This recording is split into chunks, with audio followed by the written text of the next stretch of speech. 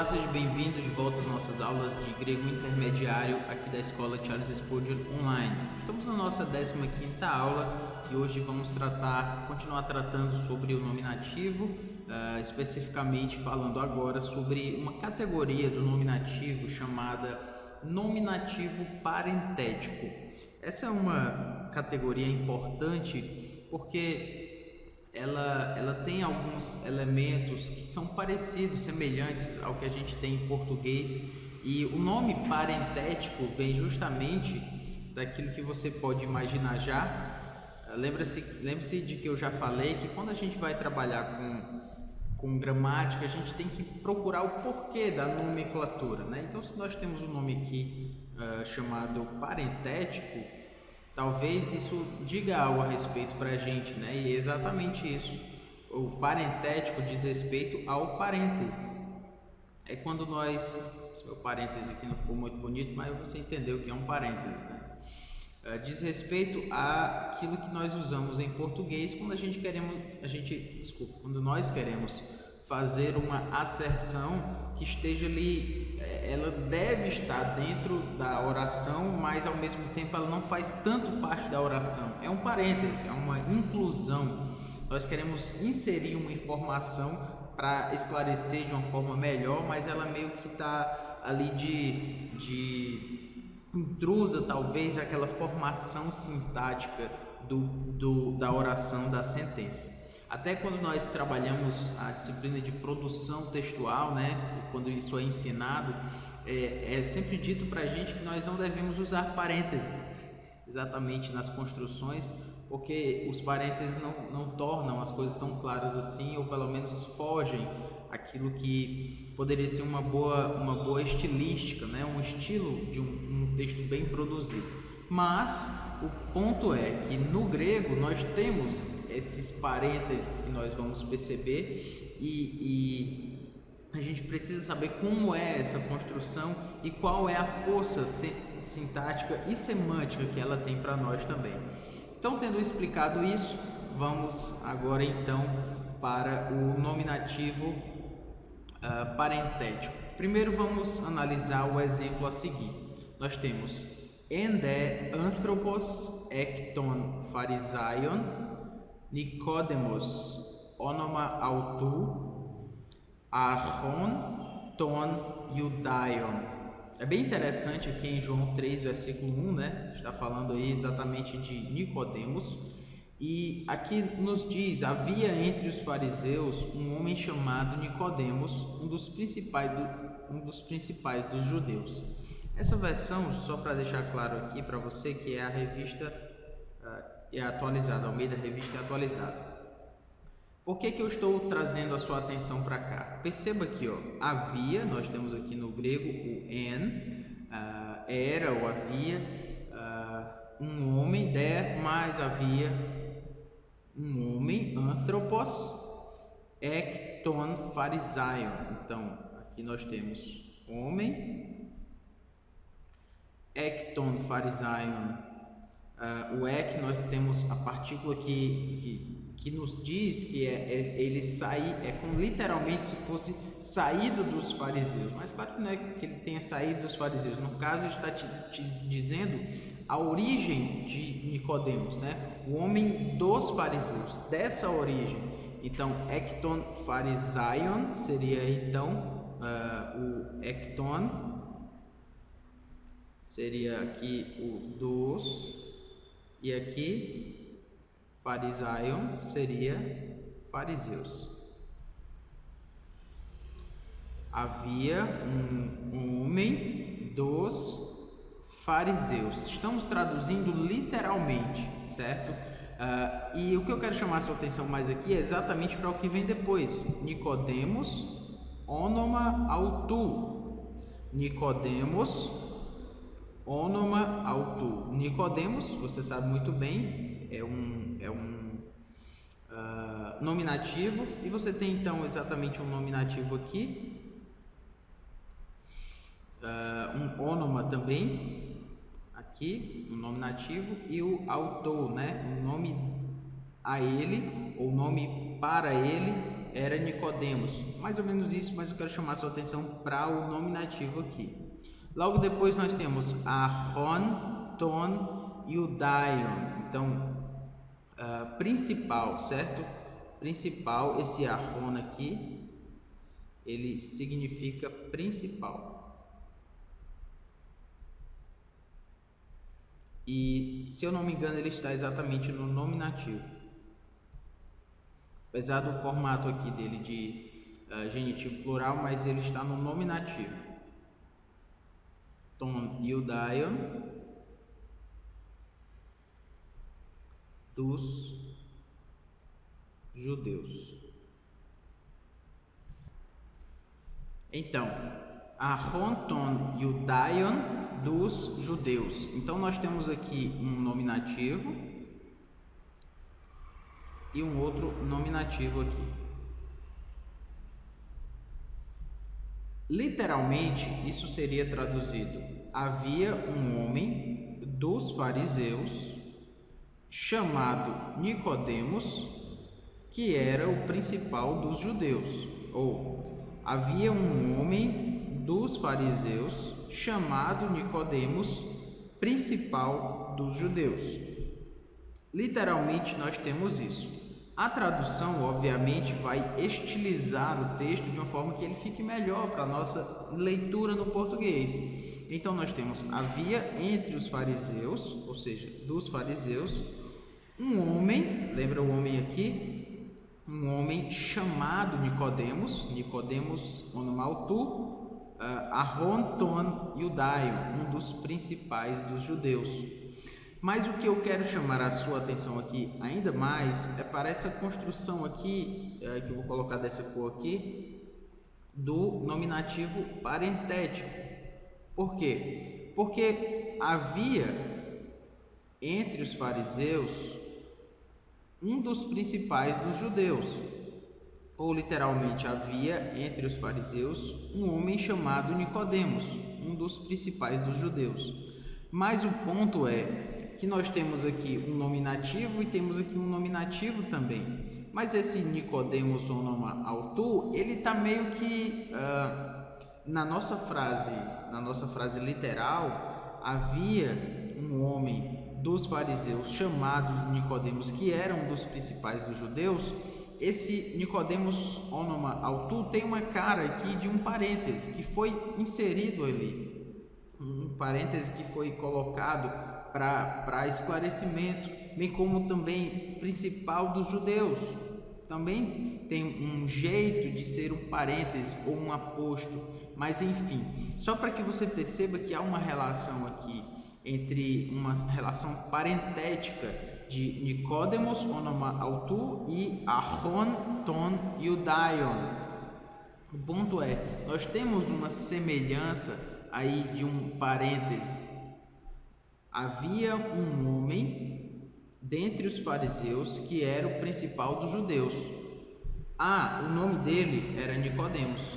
Então vamos colocar aqui como essa construção, como uma construção parentética, Nicodemos onomautu, e também aqui no na nossa formatação aqui do português, no caso da atualizada, Nicodemos onomautu, um homem chamado Nicodemos, que era um dos principais dos judeus. O que eu quero chamar a sua atenção é que isso aqui tem uma estrutura parentética, certo? Estrutura parentética. Ou seja, ela tem uma cara, um jeitão aí de parêntese, só para a gente perceber que o nominativo parentético vai ser esse, com esse jeitão aí de parêntese dentro da frase. Eu prefiro trazer agora o texto já assim, para que depois nós vejamos as definições gramaticais dele, e é o que a gente vai fazer agora. Nominativo parentético, definição. Esse uso nominativo é de fato o sujeito em uma oração dentro de uma sentença com um sujeito diferente ou não. Então lembra que a gente falou lá? Ele é o sujeito em uma oração dentro de uma sentença lá, mas ele pode ter um sujeito diferente da oração principal ou não. Então, um homem chamado Nicodemos é um sujeito dessa frase menor que está dentro de uma frase maior. É esse o ponto que eu quero mostrar. A clarificação que o Wallace traz para a gente é que é semelhante ao nominativo absoluto e ao nominativo pendente. Lembra que a gente falou sobre o nominativos pendens, né, e o nominativo absoluto também?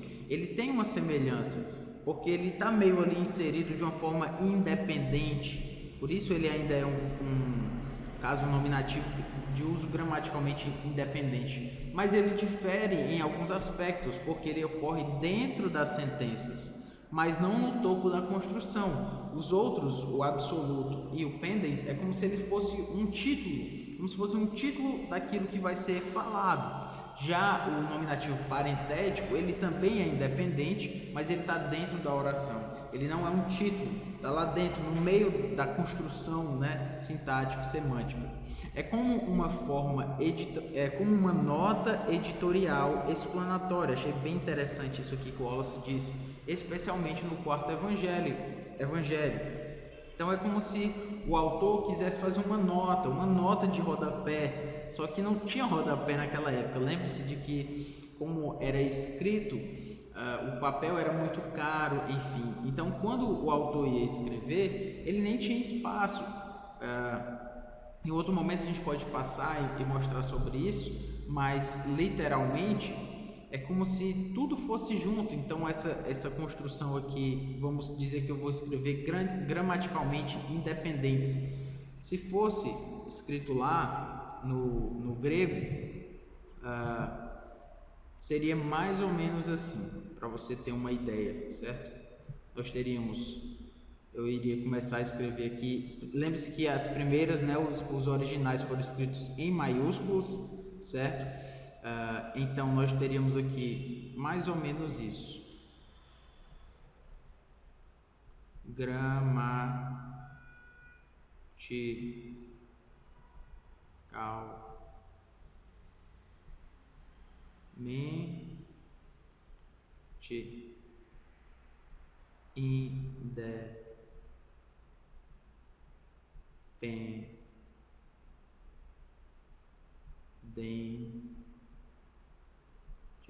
Interessante, ficou exatamente, né, no mesmo lugar, não foi minha intenção. Mas o que eu quero mostrar é que do jeito que foi escrito aqui, é do jeito que seria lá um manuscrito. Eu tenho um papel e tudo que eu tenho para escrever tem que caber dentro desse papel. Não tem como fazer uma nota de rodapé aqui, chamar e escrever aqui importante. Não existe esse tipo de coisa aqueles papéis, né? Eu estou chamando de papéis a grosso modo, né? Mas eram papiros, enfim. Aquele tipo de papel que eles tinham para escrever, eles não tinham espaço para fazer notas editoriais nem nada. Então eles tinham que se virar com a gramática que eles tinham. Então, estou explicando isso, já que ele ia fazer uma nota editorial explanatória, isso tinha que ir dentro da oração e a sua gramática é que ia dar clareza para aquilo que ele está apresentando. Porque graficamente ele não ia poder fazer isso, né, com uma nota. Tudo isso é muito moderno para a gente, é muito próximo da gente, essa questão editorial, né, com a imprensa ali em 1500, 1600 ali com Gutenberg e tudo. Só que a gente está tão acostumado com essas formas editoriais que a gente esquece que isso é novo para a gente, né? Isso é o advento da imprensa, né? Mas até todo o desenvolvimento das edições, até que a gente tem hoje, isso andou muito, né? Isso foi melhorando muito através do tempo. Então, tudo isso para dizer o quê? Que se o autor naquela época fosse fazer uma nota editorial, ele não teria como fazer uma nota de rodapé. Ele teria que explicar do jeito dele. E a forma de explicar seria usar a sua sintaxe, a sua gramática. Não é que ele ia escrever e pensar, agora eu vou usar um nominativo parentético para explicar o que eu vou falar agora. Talvez ele não pensasse assim, muito provavelmente ele não precisasse pensar assim. Mas a língua já estava tão inserida nele de tal forma, já que a sua língua talvez não sua língua materna, o grego, mas é uma língua com a qual ele já está usualmente ali acostumado, então ele vai utilizar as notas parentéticas, ao invés de usar um parêntese, como nós usamos, ele vai usar um dispositivo gramatical. Talvez ele não usasse esses termos, mas ele sabe usar. Esse é o ponto que eu quero falar aqui. Então, tendo falado disso, quero chamar sua atenção então para a clarificação aqui que o Daniel Wallace vai nos trazer. O nominativo parentético é o sujeito de uma oração explanatória dentro de uma oração ou não. Se uma oração parece muito não natural na tradução, que algumas aspas não resolvam a tradução, então isso será provavelmente um parêntese e o seu sujeito será um nominativo parentético. Então, se na tradução a gente não tem como resolver só com algumas aspas ali, provavelmente nós temos um nominativo parentético. O sujeito daquela frase, daquele parêntese ali vai estar no nominativo e a gente vai ter uma construção parentética, ok?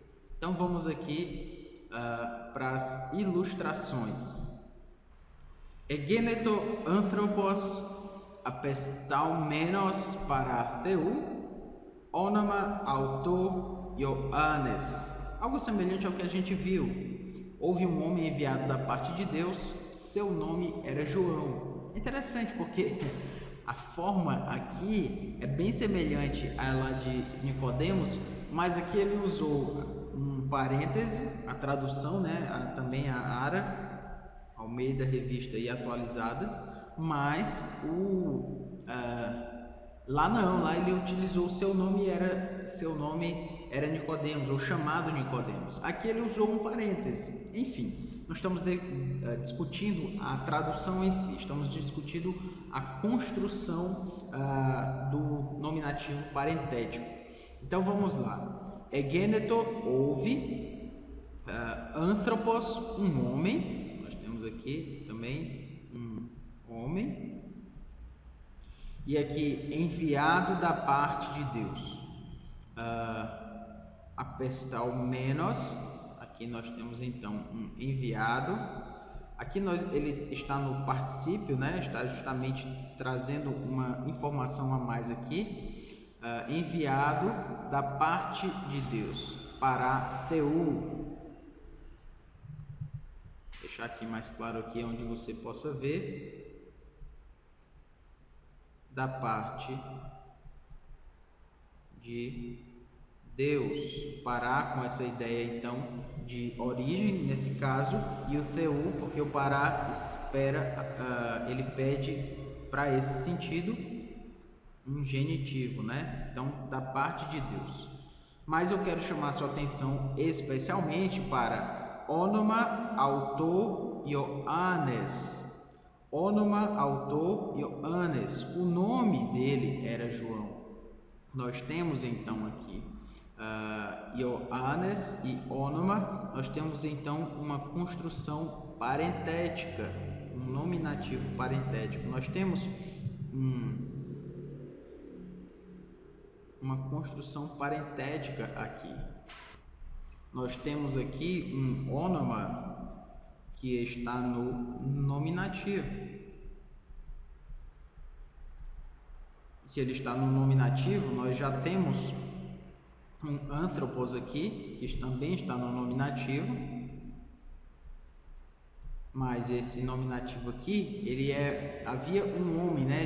Ele está se referindo como um sujeito dessa frase maior, né? Houve um homem. Mas o ponto é que no grego nós temos onomautu como nominativo, ele não é o predicativo do sujeito, ele é o sujeito. O nome dele era João, era atribuído a ele como João. É porque nós temos um dativo aqui que talvez lhe confunda, mas preste atenção aqui, porque a gente está tratando agora do nominativo e depois a gente chega lá no dativo e a gente explica porque esse autor está desse jeito aqui.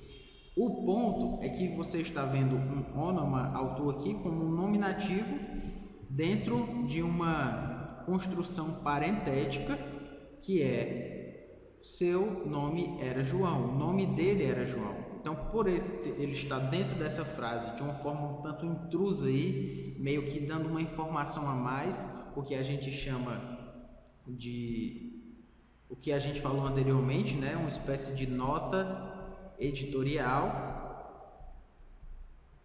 E lembra que a gente falou do quarto evangelho, né? Parece que João, quando for escrever o seu evangelho, ele se utiliza muito dessa construção de nota editorial, ou melhor dizendo, de uma nota parentética. Então, sendo assim, nós temos um nominativo parentético aqui, ônoma, autor, Ioannes. Vamos para o próximo exemplo, então. Apodé do Kuntote einai ti. Opoioi pote eisan uden moi diaferei prosopon hotheos anthropo u lambanei. E aí nós temos: e quanto àqueles que pareciam ser algo, quais tenham sido outrora, não me interessa, Deus não aceita a aparência do homem. Pois os que pareciam ser alguma coisa, nada me acrescentaram. Temos uma construção bem grande aí, mas o que eu quero chamar a sua atenção é aqui para o seguinte ponto: Theos, anthropo, u lambanei. Nós temos aqui, quanto àqueles que pareciam ser algo, Paulo está falando de uma outra coisa. Ele está dizendo, quanto àqueles que pareciam ser algo, os que pareciam ser alguma coisa, nada me acrescentaram. É como se ele estivesse falando desse ponto maior aqui. Aqueles que pareciam ser algo, não me acrescentam em nada. Esse é o ponto. Mas dentro dessa construção maior, Paulo chama atenção para uma coisa menor. Não é que é uma coisa menor, mas uma coisa que está fora dessa construção maior, mas que traz significado a ela. Em outras palavras, ele está dizendo, Deus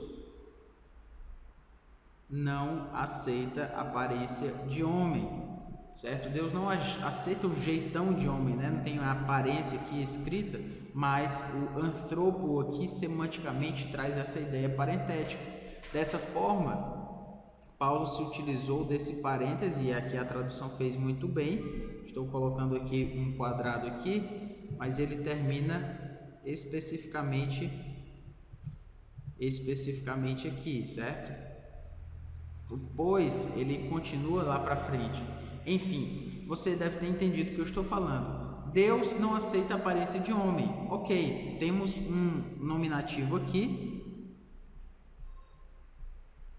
que está numa construção parentética, ou seja, que está numa construção dentro de uma frase maior. Ele é nominativo, ele é sujeito dessa frase parentética, por essa razão ele é um nominativo parentético.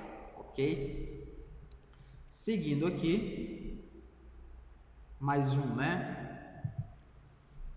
Oida su ten flipsin, kai ten ptorreian, ala plousios ei. Conheço a tua tribulação, a tua pobreza, mas tu és rico. Então, vamos entender aqui o que Paulo está, aliás, o que João está dizendo aqui, né? Oida, conheço.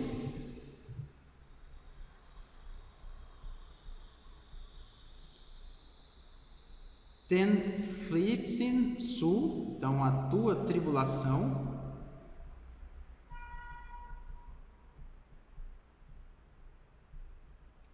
Kai ten torreian, ou seja, também tua pobreza. Só que aí ele, no meio desse conheço tua tribulação, tua pobreza, ele chega e diz alá plousios ei.